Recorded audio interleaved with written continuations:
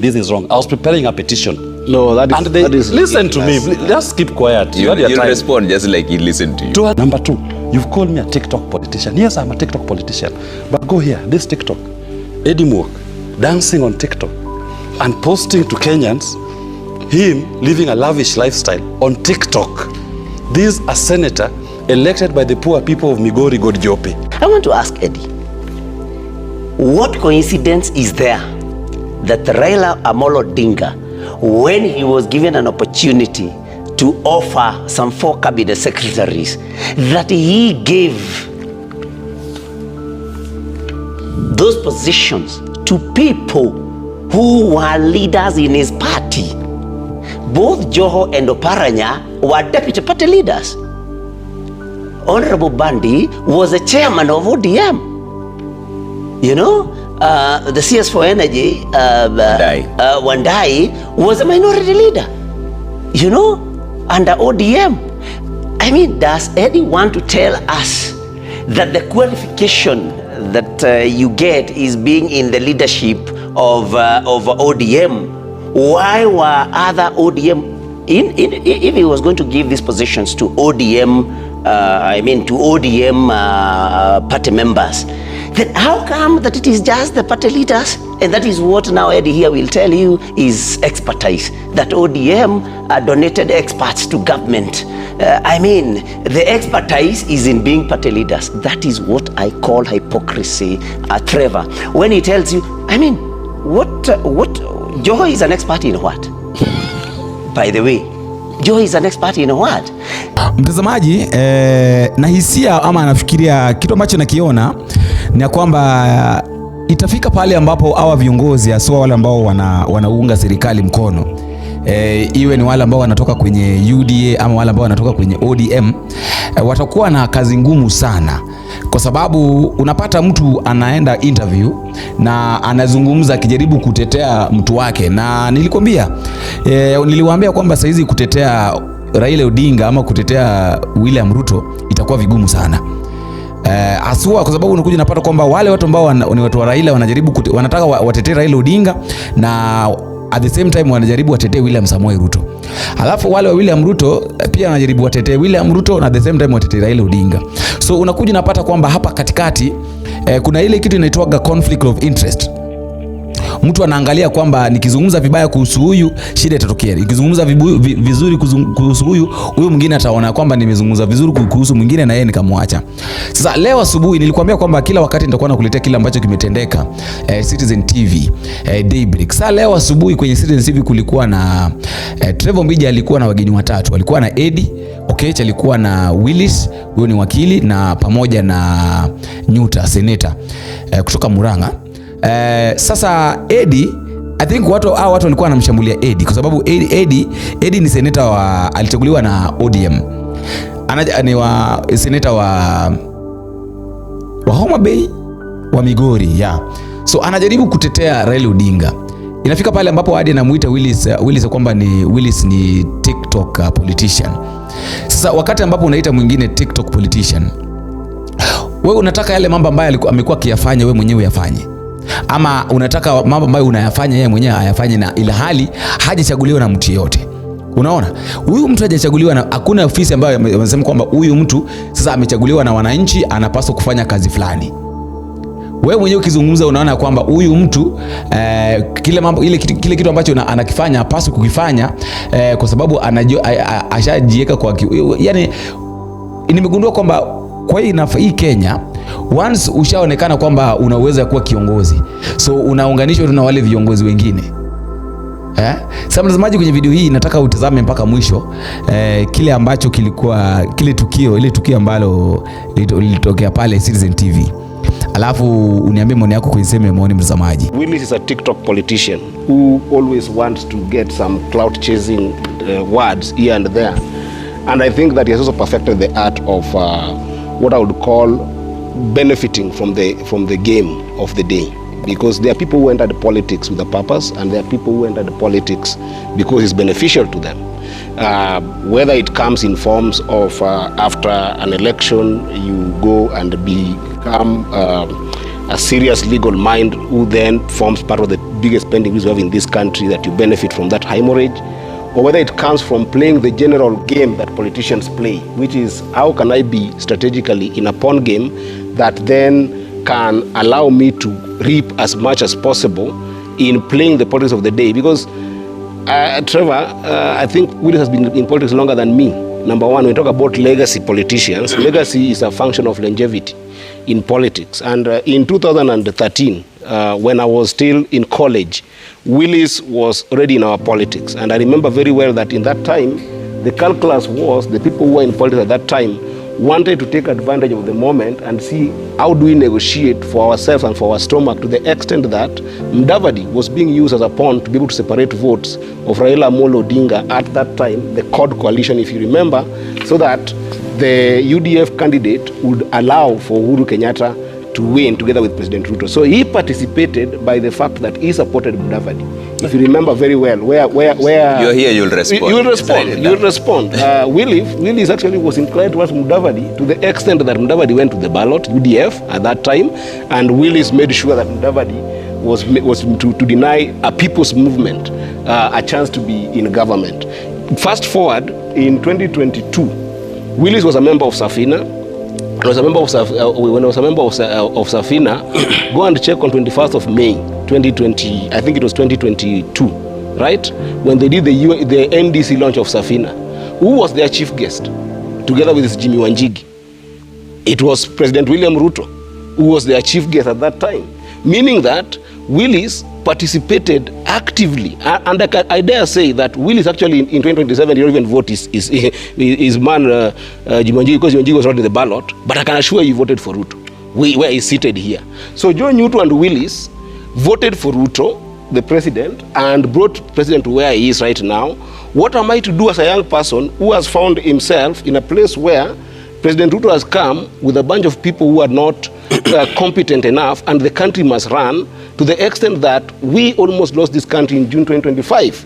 The context in which we actually joined hands in trying to calm the nation down is not a context that is just out of oblivion. It is out of a historical element that last year and 2022, 2023, the country was not stable because of the incompetence that they, two of them, supported and brought to law, so that the country could not be able to move. So, Trevor, I cannot be able to take responsibility of both Willis and Newton's misjudgment. Yeah. Because when they were presented with people who were competent, because they were playing political games in what is calling now legacy, at least for me, I was vying to be a leader to serve Migori County. When they were playing political games, and then they found themselves in this mess, we are just cleaning the mess because of nationhood. And that nationhood, you can't blame us for it, because the truth is we must go to 2027 with the regime that is there of the day. And because we are paying taxes as Kenyans, Trevor, everybody here is paying taxes. What we must do is that we must get services from the government of the day. And for us to get that services, there has to be some semblance of stability. There has to be some semblance of steady calmness in the country, so that the country can work. That does not translate into supporting an individual. Okay. That translates into supporting a bigger cause, which is the agenda that has been put in the 10-point agenda that Honorable Raila Amolo Odinga does not means his word when he says that. Call me a TikTok politician. Yes, I'm a TikTok politician. But go here, this TikTok, Eddie Mwok, dancing on TikTok and posting to Kenyans, him living a lavish lifestyle on TikTok. This is a senator elected by the poor people of Migori Godjope. Some of them cannot even access water services. Some of them cannot even access clean hygiene, cannot access sanitation. And Eddie is here choppering himself everywhere on TikTok. And he's here calling me a TikTok politician for speaking the issues affecting the people of Kenya. The same Eddie on his TikTok page, go to Senator Eddie, you'll find his TikTok page, 39,000 followers, has written here, I am skeptical about President William Ruto's lies. The man lies like Ananias himself. Today, William Ruto is the angel, Gabriel. He has forgotten what he was saying about William Ruto himself on his own TikTok page, where he claims, I reside. Yes, I reside in TikTok. And in my TikTok, we discuss issues that are very germane to the people of Kenya, and we've never changed our positions like you have. Because what you said on TikTok last year and what you are saying on TikTok this year are totally different. You took a position that William Ruto is a liar. Today, William Ruto is the best for the country. Let's be consistent. Let me go to what you say about I voted for William Ruto. I can never vote for William Ruto. In fact, I am one Kenyan out of you who can Did say... he attend? You are in his He's answering your statement. You had your time. Yeah. I am one Kenyan who has the singular honor of having never cast a ballot to William Ruto in any shape or form. And I will never. In August 2022, when these people, Eddy and crew, were lying to Raila Odinga, laying the red carpet for him outside KCC, I was busy preparing an election petition because I was already seeing the challenges of that election, that this election was going to be a mess. It was going to be rigged. I was making noise about Form 2, Book 2 of 2 of the Form 34As. They thought the Book 2 of 2 was going to assist them to steal the elections. I was saying this is wrong. I was preparing a petition. No, that is listen to me. Just keep quiet. You respond just like he listened to you. To an extent that at the time when the election was declared for William Ruto, I was the fourth person to appear in the Supreme Court to file a petition against William Ruto's election. How can he lie here that I voted for William Ruto? Show me that polling station where I appeared to vote for William Ruto. I never, and I have never voted for William Ruto in any shape or form. Did he join your NDC? I'm coming to that. It's quite a lie and unfortunate for him to lie on national TV that I was working with Mudava in 2013.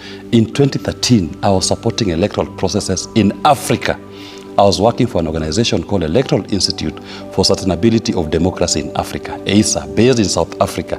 And I was responsible to assist the AU to conduct election missions across the entire continent, Kenya being one of the countries. So in my participation in the 2013 elections was as somebody providing technical support to the AU on elections. I couldn't have supported Mudavadi. Stop lying. Number two, you've called me a TikTok politician. Yes, I'm a TikTok politician. But go here, this TikTok, Eddy dancing on TikTok and posting to Kenyans, him living a lavish lifestyle on TikTok. This is a senator elected by the poor people of Migori Godjope. Some of them cannot even access water services. Some of them cannot even access clean hygiene, cannot access sanitation. And Eddy is here choppering himself everywhere on TikTok. And he's here calling me a TikTok politician for speaking the issues affecting the people of Kenya. The same Eddy on his TikTok page, go to Senator Eddy, you'll find his TikTok page, 39,000 followers, has written here, I am skeptical about President William Ruto's lies. The man lies like Ananias himself. Today, William Ruto is the angel, Gabriel. He has forgotten what he was saying about William Ruto himself on his own TikTok page where he claims, I reside. Yes, I reside in TikTok. And in my TikTok, we discuss issues that are very germane to the people of Kenya, and we've never changed our positions like you have. Because what you said on TikTok last year and what you are saying on TikTok this year are totally different. You took a position that William Ruto is a liar. Today, William Ruto is the best for the country. Let's be consistent. Let me go to what you say about I voted for William Ruto. I can never vote for William Ruto. In fact, I am one Kenyan out of you who can Did say... he attend? You are in his... He's answering your statement. You had your time. Yeah. I am one Kenyan who has the singular honor of having never cast a ballot to William Ruto in any shape or form. And I will never. In August 2022, when these people, Eddy and crew, were lying to Raila Odinga, laying the red carpet for him outside KCC, I was busy preparing an election petition because I was already seeing the challenges of that election, that this election was going to be a mess. It was going to be rigged. I was making noise about Form 2, Book 2 of 2 of the Form 34As. They thought the Book 2 of 2 was going to assist them to steal the elections. I was saying this is wrong. I was preparing a petition. No, that is listen to me. Just keep quiet. You respond just like he listened to you. To an extent that at the time when the election was declared for William Ruto, I was the 4th person to appear in the Supreme Court to file a petition against William Ruto's election. How can you lie here that I voted for William Ruto? Show me that polling station where I appeared to vote for William Ruto. I never, and I have never voted for William Ruto in any shape or form. Did he join your NDC? I'm coming to that. Stop shouting. Don't heckle. I'm not heckling because you're avoiding a very important... I have written all these points. You're avoiding a very important question. Coming to it. I have written all these points down. Yes. Let's go to part of what he says in 2017. In 2017, my primary assignment at that time, I was advising the president of Mozambique on the decentralization commission that they set up. And it is in that midst of that assignment that I was tapped to go and become Raila's campaign manager for 2017 elections. So where else was I supporting again this gentleman? Then let's come to participation in NDC. Jimmy Wanjigi went to ODM National Delegates Congress at Kasarani. And he was met with stones. We don't hold it against ODM. It's not even ODM that threw the stones. It's individuals. We believe that politics is a competition of ideas. It's not a bloodbath. If you invite somebody to your NDC, does not mean you show support. In similar fashion, we were at Martha Karua's party launch. Does not make us supporters of Martha Karua. So you're not supporting that action? We are not supporting. We're simply saying we are, at the end of the day, we are all Kenyans and we operate in the same space. Okay. And if somebody invites you, because UDA invited our party leader to their NDC, courtesy, you extend invitation. Raila Odinga was invited to our NDC. He chose not to participate, which is his right. We invited Kalonzo Musyoka to our NDC. He didn't attend. It is his right. He was at the engagement. So the fact that you participate in an NDC, look at the message. Look at what is said in that meeting. Okay. At the NDC, when Jimmy Wanjigi attended the UDA NDC, he was very emphatic. He said, I am here as a presidential candidate and I'm not endorsing any candidate. The main thing we should focus on is once Uhuru has gone, so what? The same point he raised at the Martha Karua party launch. Once William Ruto has gone, so what? What next? Okay. And we've been consistent in saying the what next is how do we deal with the problem of the economy? Okay. It is the economy, stupid. All right. Is Raila Ruto a winning ticket of 2027? They will lose terribly. That one is very clear. But let me just say this. Not these legacy politicians. These are legacy politicians. They know only one thing, to discuss personalities. Because I've been on this table when Nyutu was a very strong defender of William Ruto and anti-Raila. I've been on this table when Eddy was a very strong opponent of William Ruto. Now, they've turned tables. Eddy is the one singing Ruto's praises. Nyutu is the one who is attacking Ruto. This is legacy politics. All they know is to create a position for themselves. If there is some little comfort for me, then it works. And that's the difference between legacy politics and Safina politics. Because even if you asked me, Raila pairing up with Ruto, what is the fundamental ideology that brings them together? What are they working towards? What is the overriding issue that informs this engagement? Is it public good or it is politicians good? There was a whole 10-point agenda. Yes, so that, but what is underlying? What's the intent? What's the underlying thing that is not even written? What I always say, what is the chi in this agreement? That which, even if it's not written, it is the driving force in the agreement. Because if it was the public good, in my view, the starting point for any conversation between them should have been, yes, mistakes have been made, people have been hurt. You start at that press conference by saying, we are sorry to the people of Kenya who were killed during the Gen Z demonstrations. We are sorry to the people of Kenya who were killed during the 2023 Mandamano.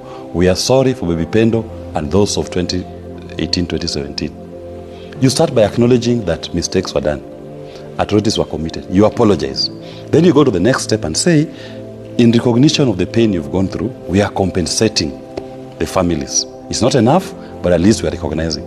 And so that in future we are creating a system where we'll never forget, we'll never go back to that. Then you say, let's hold accountable those who committed these atrocities. Then now you can discuss seats. But if that public good is not the underlying issue, then it becomes very simple to say, we are going to get seats, give it to our people. And you think once you've given a Turkana, all Turkanas are full. If you've given a lawyer this position, you've given a... It is not about coming up with policies and ideologies that impact all the Kenyan people. Eddy and his political group today, and I call them legacy politicians, today they seem to try to drive a narrative, which is quite unfortunate, that they say we are trying to unite the country. But the undertones of it, and very loudly coming from ODM, they start saying, oh, Mulima is bad. We are trying to isolate Mount Kenya. And you've seen senior leadership in ODM trying to speak what, in my view, is divisive language, trying to say the problem is Mount Kenya, let them get out of government, let us occupy the positions. Then how is that a unity ticket? No, that's not true. No, I mean, Kaluma is your member. I've not true. seen any senior party member come out to deny what Honorable Kaluma said in regard to Mount Kenya people. I have. It's their party. No disciplinary proceedings have been instituted against Kaluma for what he has said about Mount Kenya. How is it a unity ticket? Or united the country when you have senior members? You see the speakers panel for your information. You have senior members who are out speaking divisive language. And we must resist and reject this type of politics. Okay. Let's have politics where we are all working towards the public good, the common good of every Kenyan. Not politicians who today manipulate Kenyans, evoke their emotions, they go to war with each other. People die and lose their lives, people lose property, the country is held back. Then at a convenient period, they come together and they speak opposite language. And I speak it both for ODM, Eddy is here, and for Nyutu is here, representing now Gachagua caucus. Because if Nyutu, who has been with me, I think the longest politician, legacy politician, who has sat with me on this table, is Senator Nyutu. And I've been consistent in telling him, I am attacking this regime, I'm criticizing this regime for its failures on policies on the economy. He was defending that. Today, I'm glad that at least Saul has gotten a Damascus moment and turned to Paul. And Nyutu, I will not hold it against you for previously supporting this operation. At least your eyes are now open and you can see that which I've always been preaching towards you. At least I can say that for once, my gospel has reached the intended objective.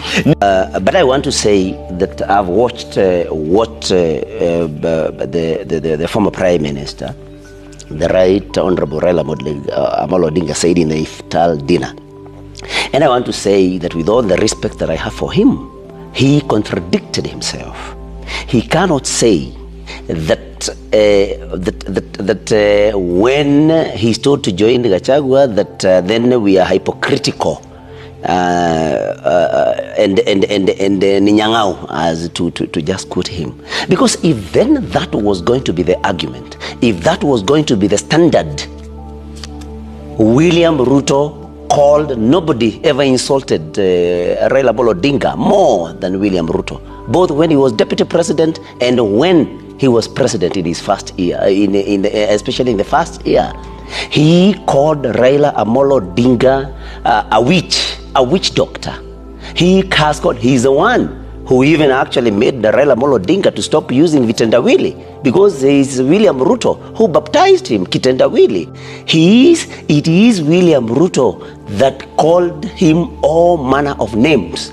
In fact, if you ask me, people are making fun and saying that then this government, Raila Odinga was calling William Ruto a thief. William Ruto was calling Raila Odinga a witch. So people are saying this now is a government of a witch and a thief. So Raila Amolo Odinga is hypocritical, because if he cannot join Rigathi Gachagua because Rigathi Gachagua yesterday said that he had laid some traps in State House, and so that if Rigathi Gachagua then says he can join him, he is hypocritical. Raila Odinga should not then have joined William Ruto in a government that the most unpopular one. See, all the governments that we have known. So let him use the standard. If somebody did not believe in you yesterday, if somebody attacked you yesterday, you cannot say, I cannot join this particular person because yesterday he did not believe in me, while you are joining somebody else who has never believed in you for the last more than 10 years and has called you all manner of names. So I think it's important that, we be truthful and we be consistent. If you're not joining anybody who has never, who at one point did not believe in you, you cannot then join another one who has not believed in you for all the years. And so, Trevor, what to refer to the incident that I mean Saturday incident that people have talked about in a big way. There was a context.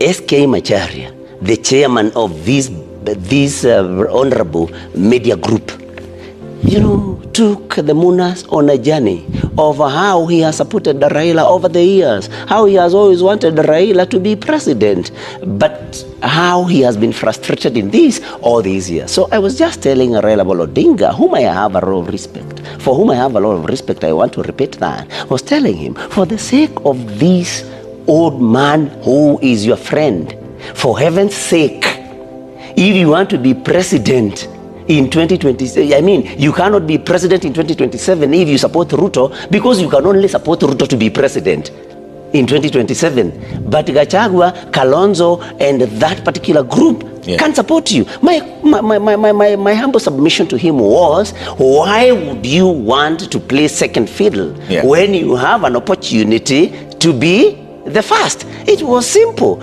And let me also say that Rigathi Gachagua is not desperate for Raila Odinga's support. Can Rigathi Gachagua team win without the support of Raila Odinga? Why not? It will. And can Raila Odinga win without the support of the team? Without Rigathi Gachagua and the rest? Well, it's possible for anyone to win. But one thing I know, that you cannot win. One side that I know will not win in 2027 is any side where William Ruto will be. So any other side can win.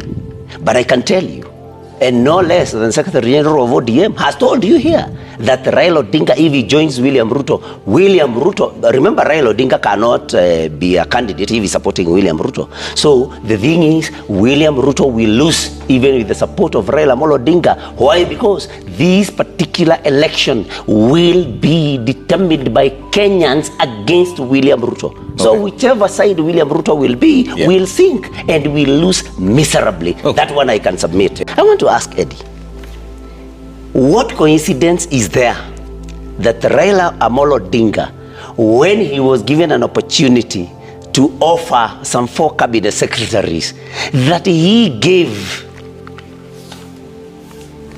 those positions to people who were leaders in his party? Both Joho and Oparanya were deputy party leaders. Honorable Bandi was a chairman of ODM.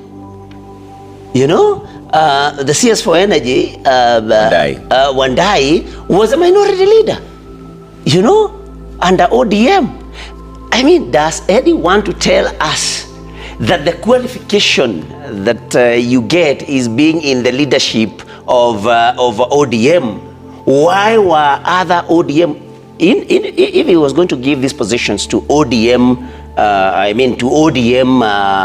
party members, then how come that it is just the party leaders? And that is what now Eddie here will tell you is expertise, that ODM donated experts to government. The expertise is in being party leaders. That is what I call hypocrisy, Trevor. When he tells you, what Joho is an expert in what? By the way, Joho is an expert in what? I also know, because I went to school, I also know there is a difference between economics and accounting. Badi is an accountant. He's not an economist. So you cannot tell me that Badi is running the ministry so well because he's an expert in matters economy. Badi is an accountant as far as I know. And I think, and you cannot say that, I've heard them say that Badi is doing well, better than Professor Ndungu Juguna. Just look at the track record of Professor Ndungu Juguna, even internationally. So if you tell me that somebody like Bandi, who was working at the University of Nairobi before he joined politics, that he can perform better in economics than